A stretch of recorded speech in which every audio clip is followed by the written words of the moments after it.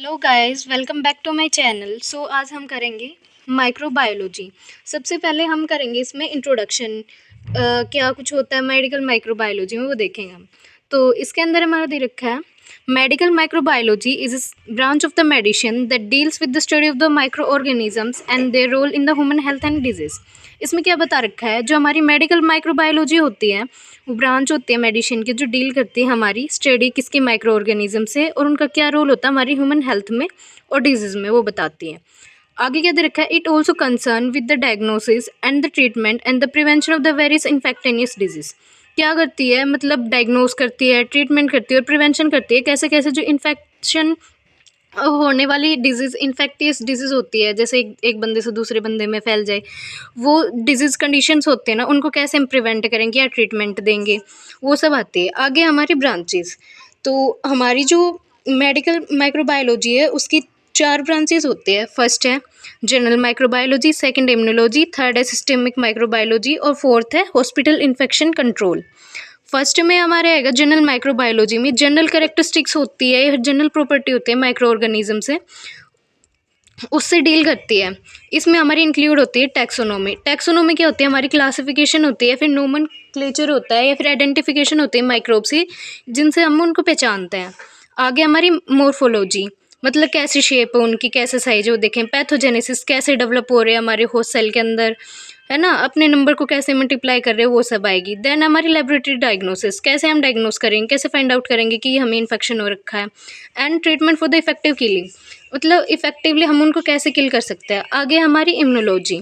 Immunology हमारी एक ऐसी ब्रांच है जो डील करती है हमारी स्टडी ऑफ इम्यून सिस्टम के साथ, और जो अलग अलग इम्यूनोलॉजिकल मेथड होते हैं डायग्नोसिस के, किसके, इन्फेक्टेनियस एजेंट्स के, उनके साथ।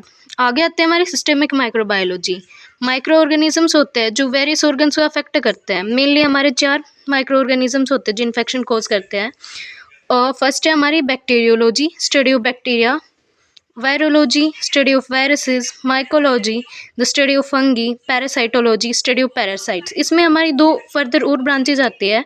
फर्स्ट वन इज प्रोटोजूलॉजी, जिसमें हम प्रोटोजुआ की स्टडी करते हैं। नेक्स्ट वन होती है हमारी हेलमिन्थोलॉजी, इसमें स्टडी करते हैं हम हेलमिन्थस की।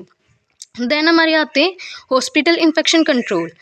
इसमें क्या करते हैं, हम अलग अलग वेरियस मेजर्स कंट्रोल पढ़ते हैं, जिसके अंदर हम जो हेल्थ केयर एसोसिएटेड इन्फेक्शन होता है, जो मतलब जो इन्फेक्शन हमें हॉस्पिटल में एडमिट होने के 48 आवर्स बाद जो साइन सिम्टम शो करेगा, उनकी कंट्रोल कैसे करेंगे, वो सभी इसमें आता है हॉस्पिटल इन्फेक्शन कंट्रोल में।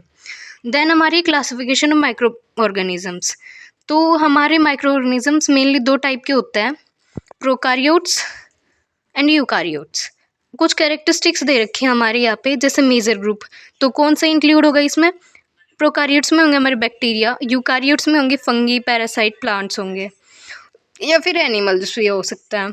देन हमारे आते हैं न्यूक्लियस। न्यूक्लियस इसमें डिफ्यूज होता है, इसमें वेल डिफाइंड होता है। इसमें कोई हमारी यू नहीं होती कि हाँ भाई कोई डिफाइंड लेयर है जिसकी वजह से साइटोप्लाज्म और मैट्रिक्स वगैरह अच्छे से डिफाइन नहीं होता, इसमें डिफ्यूज होता है। न्यूक्लियर मेम्ब्रेन इसमें एब्सेंट होती है, इसमें प्रेजेंट होती है। न्यूक्लियोलस इसमें एब्सेंट होता है, यूकारियोट्स में हमारे प्रेजेंट होता है। सेल डिवीजन, बाइनरी फिजन होता है इसमें, बस एक जो सेल है वो डिवाइड होकर 2 में बढ़ जाएगी। इसमें क्या होगा, हमारे माइटोसिस मियोसिस, 2 अलग अलग सेल डिवीजन प्रोसेस होती है। देन हमारा आता है प्लाज्मिड। प्लाज्मिड हमारा क्या होता है, प्लाज्मिड एक स्मॉल सर्कुलर डीएनए मॉलिक्यूल होता है जो हमारे बैक्टीरिया के अंदर पाया जाता है, या फिर कुछ स्मॉल माइक्रो ऑर्गेनिजम्स होते हैं उनके अंदर प्रेजेंट होता है, लेकिन यूकारियोट्स में हमारा एब्सेंट होता है। आगे सेल मेम्ब्रेन्स, इसमें स्टीरोल्स नहीं होते लेकिन इसमें स्टीरोल्स होते हैं। स्टीरोल्स क्या होते हैं, हमारे स्मॉल फैटी कंपाउंड्स होते हैं जो कोलेस्ट्रॉल लेवल मेंटेन करके रखते हैं, वो होता है हमारे स्टीरोल्स। तो आगे हमारी हिस्ट्री दे रखी है, तो अलग अलग पर्सनैलिटीज़ थी जिन्होंने हमारे जो माइक्रोबायोलॉजी का फील्ड था उसके अंदर अलग अलग कंट्रीब्यूशन दिया था। फर्स्ट है हमारा लुईस पास्चर, इनको हम फादर ऑफ माइक्रोबायोलॉजी भी बोलते हैं। इन्होंने कुछ प्रिंसिपल्स दिए थे, कुछ कॉन्ट्रीब्यूशंस दिए थे, जिनमें से कुछ यहाँ पे मेंशन किए गए हैं। जैसे कि इन्होंने दिया था सबसे पहले प्रिंसिपल ऑफ फर्मेंटेशन। इसमें क्या करते हैं, हम प्रिजर्वेशन करते हैं फूड का। देन इन्होंने इंट्रोड्यूस कराया था स्टेरिलाइजेशन टेक्निक, जो कि हमारी स्टीम स्टेरिलाइजर्स बनाए गए थे हॉट एयर ओवन या ऑटोक्लेव मशीन्स वगैरह में, जैसे इंस्ट्रूमेंट हमको जिन पे बैक्टीरिया वगैरह लगे हुए या फिर हम सर्जरी परफॉर्म करते हैं उसके बाद हम स्टेरिलाइज कराते हैं। देन हमारा इन्होंने बताया था पास्चराइजेशन मेथड, किसका, मिल्क का। उसके बाद है कंट्रीब्यूशन किया था इन्होंने वैक्सीन डेवलपिंग में। किसकी वैक्सीन बनाई थी? एंथ्रेक्स की, फाउल कोलेरिया और रेबीज़ की। इन्होंने इसके बाद एक थ्योरी दी थी जिसका नाम था जर्म थ्योरी ऑफ डिजीज़। इन्होंने बताया था कि जैसे बैक्टीरिया डिजीज़ कोज नहीं करते, लेकिन जो बैक्टीरिया प्रेजेंट होते हैं हमारी एयर के अंदर, वो हमारी एयर को बैड बना देते हैं, जिसकी वजह से हमें डिजीज़ कंडीशन कोज होते हैं। देन इन्होंने एक अलग से लिक्विड मीडिया कंसेप्ट दिया था जो कि यूज़ करते हैं हम ग्रोथ एज ए ग्रो कराने के लिए माइक्रो ऑर्गेनिजम्स को। इन्होंने एक इंस्टीट्यूट बनाया जिसका नेम रखा गया है पास्चर इंस्टीट्यूट। ये कहाँ पे? हमारा पेरिस के अंदर है। देन आगे हमारे आते हैं जोसेफ लिस्टर। जोसेफ लिस्टर को हम फादर ऑफ एंटीसेप्टिक सर्जरी भी बोलते हैं। इन्होंने बताया था जो पोस्ट ऑपरेटिव इन्फेक्शन है वो रिड्यूस कर सकते हैं हम उनको डिसइंफेक्टेंट या फिर जो स्टेरिलाइजेशन टेक्निक्स हैं उनका यूज़ करके। सर्जिकल जो इंस्ट्रूमेंट हो उनको क्लीन करेंगे या फिर जो वुंड है उनको क्लीन करेंगे तो हम इन्फेक्शन को प्रिवेंट कर सकते हैं। देन हमारे आए रॉबर्ट कोच, जिनको हम फादर ऑफ बैक्टीरियोलॉजी भी बोलते हैं। रॉबर्ट कोच ने क्या किया था, एक अपनी अलग कंट्रीब्यूशन दी थी माइक्रोबायोलॉजी में, जिसमें बताया था कि सॉलिड मीडियम भी हम यूज़ कर सकते हैं बैक्टीरिया की ग्रोथ के लिए। और इन्होंने इंट्रोड्यूस कराया था method of isolation of the bacteria in the pure culture. मतलब कोई भी एक कॉलोनी है उसके अंदर से हम एक बैक्टीरिया को अलग से आइसोलेट करके कैसे ग्रो कराएंगे, वो भी इन्होंने इंट्रोड्यूस कराया था। देन इसके बाद है हमारा हैंगिंग रोप मैथड। हैंगिंग आगे दे रखा है हमारा हैंगिंग रोप मैथड। हैंगिंग रोप मेथड हम यूज़ करते हैं मोटेलिटी के टेस्ट के लिए। देन इन्होंने डिस्कवर कराया था हमारे बैक्टीरिया जैसे एंथ्रेक्स बैसिलाई है, ट्यूबर बैसिलाई है, या कोलेरा बैसिलाई है। उन्होंने बताया था कि इन सब की वजह से भी डिजीज़ कंडीशन कोज होती है।